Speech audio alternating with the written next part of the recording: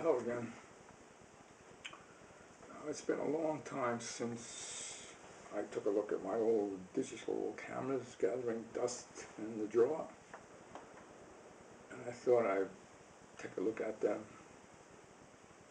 see what kind of prints they can produce, and see what I can learn or remember. Now, in 1999, I bought my first digital camera. It was a 1.3 megapixel camera. Now, I'm not going to mention the name or the model number of these cameras because this video is about cameras in general and not specifics. Anyway, this is my first digital camera, 1.3 megapixels, large, rather heavy, thick. And it seems like the manufacturers were still turning out cameras like the old 35 millimeter cameras. Yeah, 35 millimeter rangefinder cameras. The old cameras had the beginning of the modern features that we know. It had a small screen, like I think it was 1.8, and it had an optical viewfinder.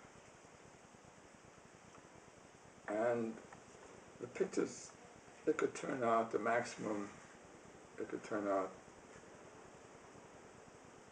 sharp and clear was, I believe, I printed out the 4x6.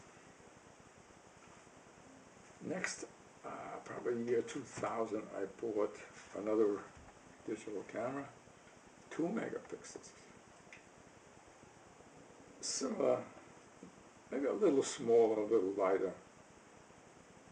Very few features, but the optical viewfinder was there. The little screen was there. And I printed out 5x7, 2 megapixel camera, 5x7.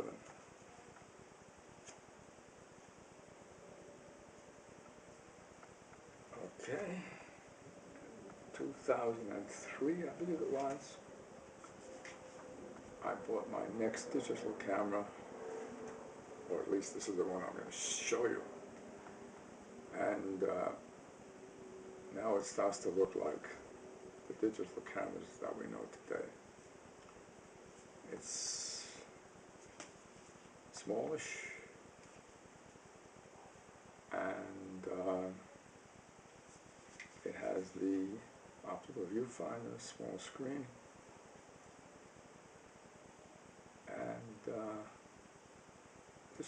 this camera, this megapixel camera, not this camera specifically, but the 3 megapixels, from my point of view, was the digital camera revolution,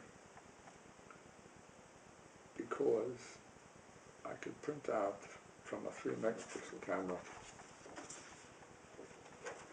8.5 by 11 prints.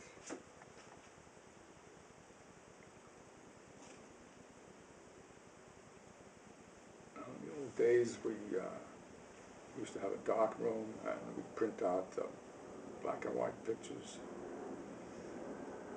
And it was wonderful, almost mysterious to see the pictures develop in the trays, trays with the chemicals. The picture would suddenly appear and fill out, and it gave a great sense of creativity, and it was very enjoyable up to a point.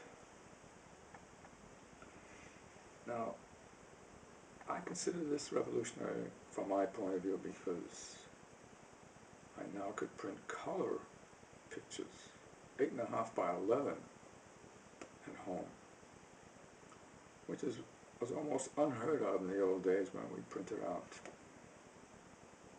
black and white pictures. Well, we continue on, and 2005, I purchased the 6 megapixel cameras. Once again, it begins to look like a contemporary point and shoot. We're talking point and shoot with these cameras. Now you notice one thing though. The LCD screen has gotten nice and large, sometimes referred to in the reviews as a giant, huge. Oh well. But there is no optical viewfinder. No optical viewfinder, it's all LCD screen. So, with some improvements, some good items are taken away. And continues, cameras, megapixels, cameras are getting smaller, megapixels are getting higher. I purchased a 10, I purchased a 12, and it was recently announced that Sony's coming out with a W300 camera, which is going to be, I think, 13.2 megapixels. Well, where is it going to end? Heaven only knows what's in store for us photography fans. It's going to be fun, I hope.